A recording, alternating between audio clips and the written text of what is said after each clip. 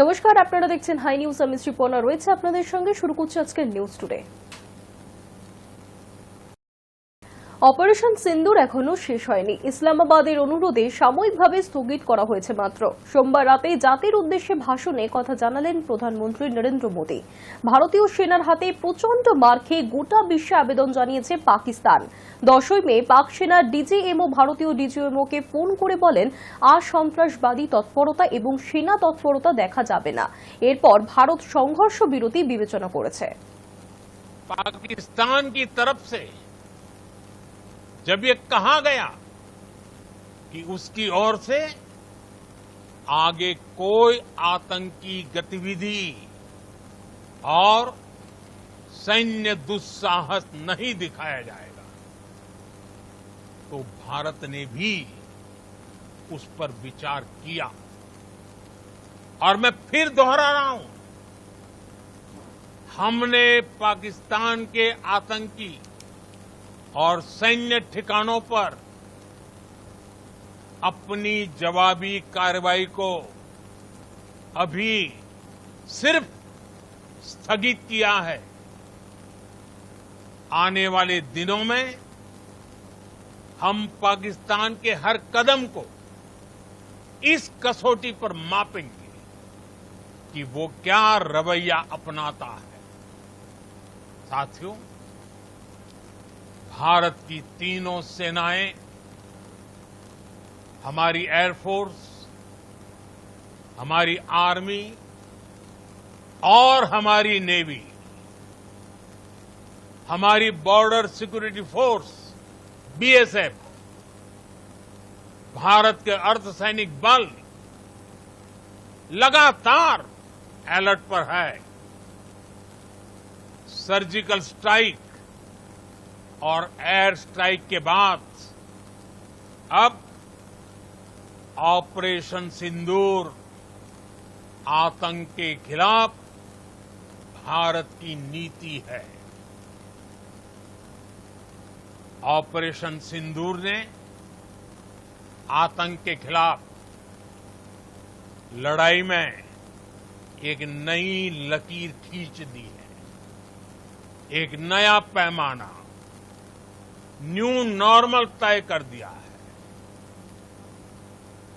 पहला, भारत पर आतंकी हमला हुआ तो मुंह तोड़ जवाब दिया जाएगा। हम अपने तरीके से, अपनी शर्तों पर जवाब देकर रहेंगे।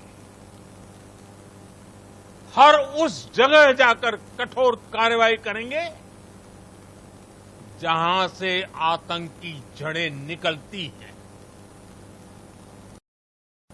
পাকিস্তানের সঙ্গে কথা হলে শুধু পাক অধিকৃত কাশ্মীর নিয়ে কথা হবে, কড়া বার্তা প্রধানমন্ত্রীর। সেনা এবং বিদেশ সচিবের মতোই মোদির বার্তা, পাকিস্তানের সঙ্গে কথা হলে এবার পাক অধিকৃত কাশ্মীর নিয়েই কথা হবে। मैं आज विश्व समुदाय को भी कहूंगा,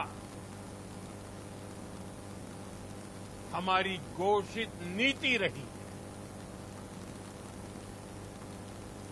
अगर पाकिस्तान से बात होगी तो टेररिज्म पर ही होगी।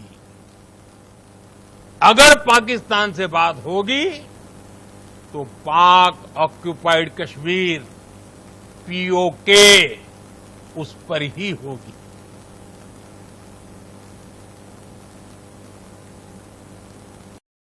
কোনো ব্ল্যাকমেইল ভারত সহ্য করবে না। নিউক্লিয়ার ব্ল্যাকমেইল সহ্য করবে না ভারত, আর সন্ত্রাসবাদীদের চোখ রাঙানিও সহ্য করবে না ভারত। পাকিস্তানকে যদি বাঁচতে হয় ওদের সন্ত্রাসের পরিকাঠামো নির্মূল করতে হবে, জানালেন প্রধানমন্ত্রী। कोई भी न्यूक्लियर ब्लैकमेल भारत नहीं सहेगा। न्यूक्लियर ब्लैकमेल की आड़ में पनप रहे आतंकी ठिकानों पर भारत सटीक और निर्णायक प्रहार करेगा।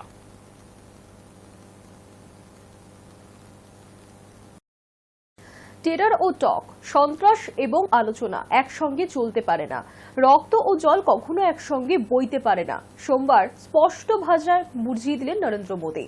সিন্ধুর এক ফোঁটা জল পাবে না পাকিস্তান। শুধু তাই নয়, মোদীর আরও বার্তা, সন্ত্রাস ও বাণিজ্য, সন্ত্রাস ও আলোচনা একসঙ্গে কখনো চলতে পারে না। पाकिस्तान को अगर बचना है तो उसे अपने टेरर इंफ्रास्ट्रक्चर का सफाया करना ही होगा। इसके अलावा शांति का कोई रास्ता नहीं है। भारत का मत एकदम स्पष्ट है। टेरर और टॉक एक साथ नहीं हो सकते। टेरर और ट्रेड एक साथ नहीं चल सकते और पानी और खून भी एक साथ नहीं बह सकते।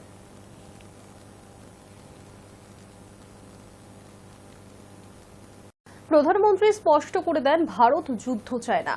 ভগবান বুদ্ধের প্রসঙ্গ টেনে তিনি বলেন, শান্তির পথে যেতে গেলেও কখনো কখনো শক্তি প্রয়োগের দরকার হয়। ভারত শান্তি রক্ষার প্রয়োজনে শক্তি প্রয়োগ করবে এবং ভারত যে শক্তিশালী সেটা অপারেশন সিন্দুর প্রমাণ করেছে। प्रिय देशवासियों, आज बुद्ध पूर्णिमा है। भगवान बुद्ध ने हमें शांति का रास्ता दिखाया है। शांति का मार्ग भी शक्ति से होकर जाता है। मानवता शांति और समृद्धि की तरफ बढ़े, हर भारतीय शांति से जी सके, विकसित भारत के सपने को पूरा कर सके, इसके लिए भारत का शक्तिशाली होना बहुत जरूरी है। ভারত পাকিস্তানের গোটা 10 বিমান ঘাঁটি এবং রেডার সাইট গুড়িয়ে দিলেও পাকিস্তানের পাল্টা ড্রোন এবং মিসাইল আক্রমণ ভারতের কোনো সামরিক আস্তানাকে ছুঁতে পারেনি। কিভাবে কাজ করেছে ভারতের এয়ার ডিফেন্স? সোমবার সাংবাদিক সম্মেলনে ব্যাখ্যা করলেন ভারতের 3 বাহিনীর 3 ডিজিএমও। স্পষ্ট জানিয়ে দিলেন, ভারতের সব সামরিক ঘাঁটি সম্পূর্ণ অক্ষত রয়েছে। প্রয়োজনে আবার পাকিস্তানকে জোরালো আঘাত করবে Bharat.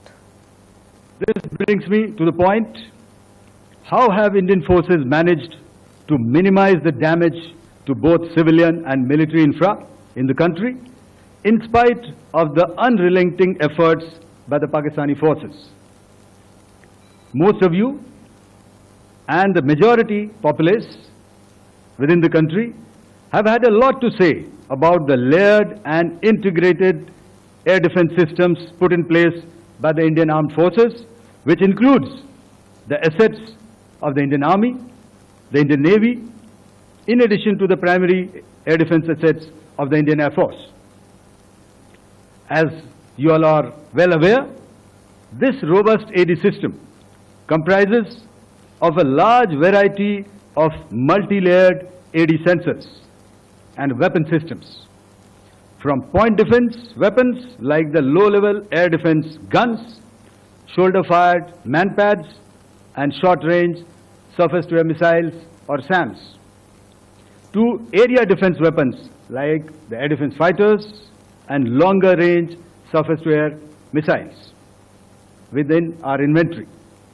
Additionally, the numerous waves of drones and unmanned combat aerial vehicles employed by Pakistan were also thwarted by the indigenously developed soft and hard kill counter-US systems and the well-trained Indian air defense personnel. Airfield या logistic installations को target कर पाए। ये जो diagram आप अपने सामने देख रहे हैं, ये मुझे एक इंसिडेंट की याद दिला रहा है और मैं आपको इस उदाहरण के ज़रिए से एक ये एस्पेक्ट हाईलाइट करना चाहता हूँ।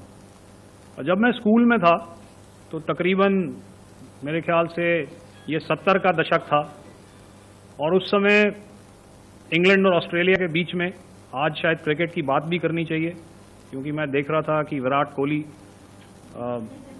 ने टेस्ट क्रिकेट से रिटायरमेंट ले ली। कई भारतीयों की तरह वो मेरे भी फेवरेट क्रिकेटर हैं। तो 70 के दशक में ऑस्ट्रेलिया और इंग्लैंड की फेमस एशेज सीरीज चल रही थी और उस समय ऑस्ट्रेलिया के दो बहुत तेज गेंदबाज, जो कि क्रिकेट हिस्ट्री में बड़ा उनका नाम है, जेफ थॉमसन और डेनिस लिली, उन्होंने अंग्रेजी बैट्समैन और उनकी बैटिंग लाइनअप को तहस नहस कर दिया था। और ऑस्ट्रेलियंस ने उस समय एक कहावत निकाली थी, that from ashes to ashes and from dust to dust, if Thommo don't get here then Lillee surely must. और अगर आप इस लेयर को देखें तो आप समझ जाएंगे कि मैं आपको क्या बताने की कोशिश कर रहा हूं। तो अगर आप सारे सिस्टम्स को पार कर भी गए तो आपको फिर भी एयरफील्ड या लॉजिस्टिक इंस्टॉलेशन या जो भी चीज को आप टारगेट कर रहे हैं उसमें पहुंचने से पहले कोई ना कोई इस लेयर्ड ग्रिड का सिस्टम जरूर गिरा देगा। And emphatically state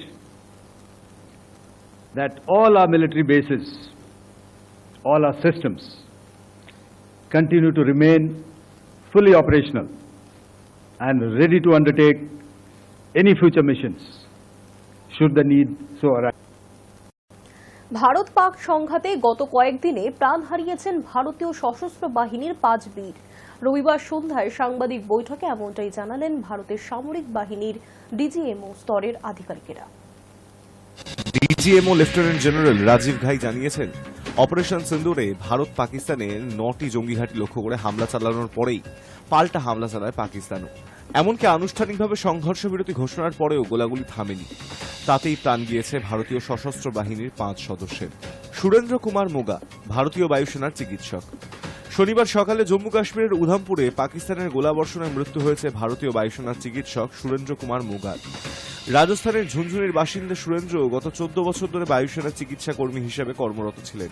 উধামপুরে বায়ুসেনার 39 উইং এর সদস্য ছিলেন তিনি। সেনার তরফে শনিবার রাতে তার মৃত্যুর খবর জানানো হয়।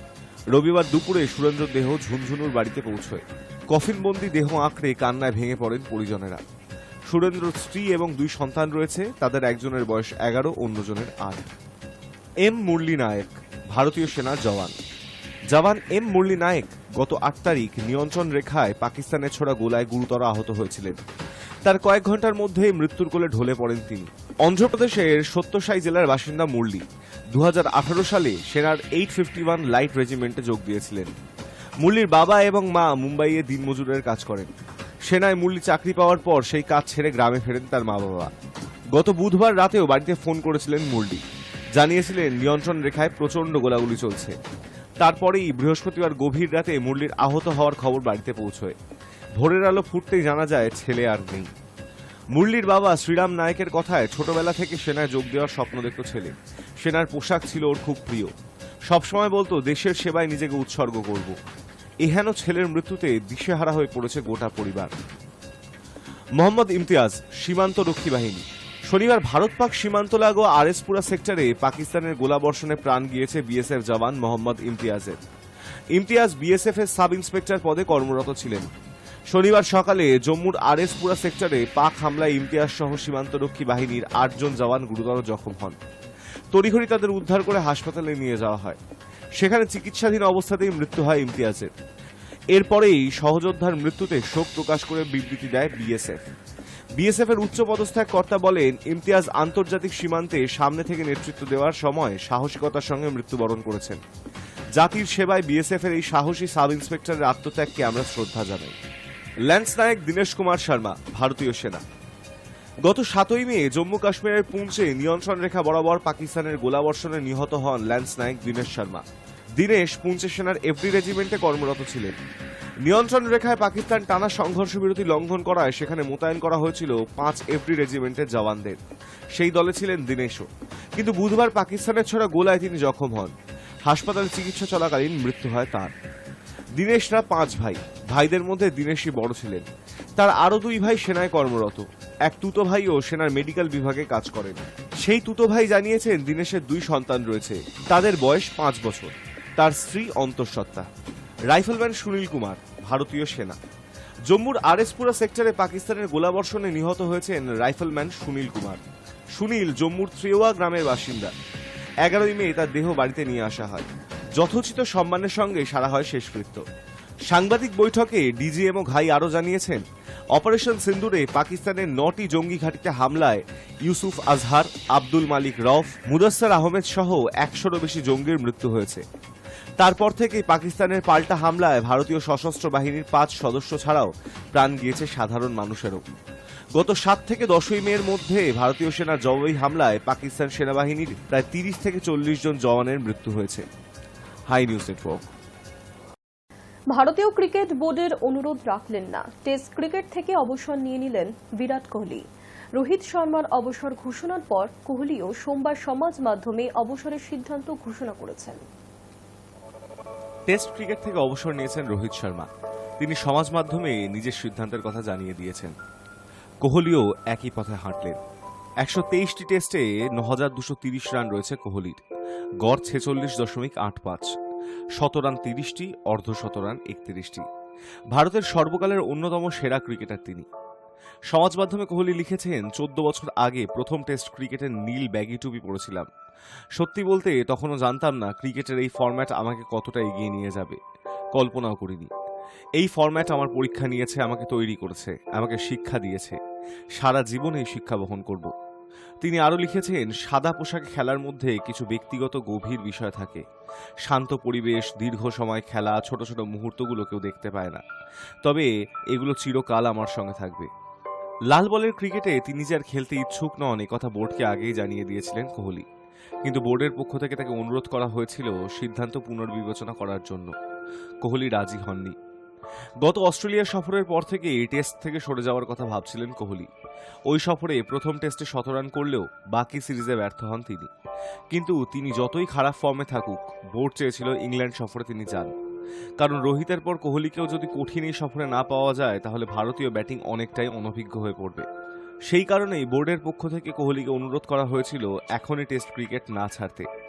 কিন্তু কোহলি শেষ পর্যন্ত নিজের সিদ্ধান্তেই অনড় থাকলেন। রোহিতের মতন তিনিও বিদায়ী টেস্ট খেলার সুযোগ পাবেন না।